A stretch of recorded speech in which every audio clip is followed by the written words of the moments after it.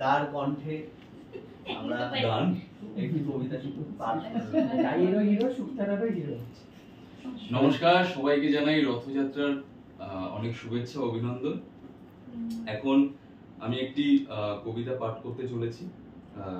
কবিতাটি লেখা জীবনানন্দ দাশের। কবিতাটির নাম আমি যদি হতাম।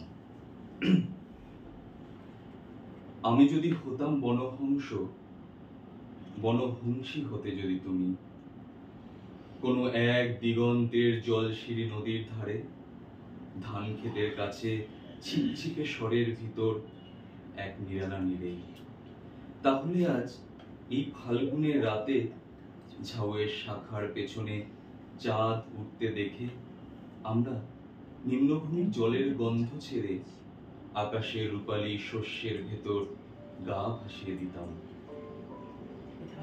তোমার পাখনায় আমার পালক, আমার পাখনায় তোমার রক্তের স্পন্দন, নীল আকাশে খই ক্ষেতের সোনালী ফুলের মতো অজস্র তারা, শিরীষ বনের সবুজ রোমশিরিনে সোনার ডিমের মতো ফাল্গুনের চাঁদ।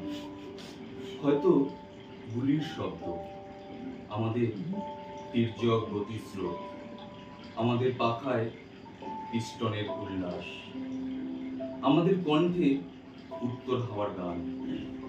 হয়তো গুলির শব্দ আবার, আমাদের স্তব্ধতা, আমাদের শান্তি।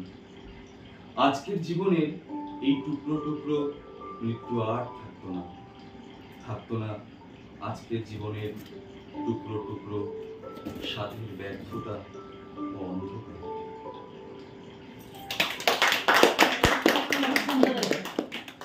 সঙ্গে আবহাওয়াটা ভীষণ সুন্দর।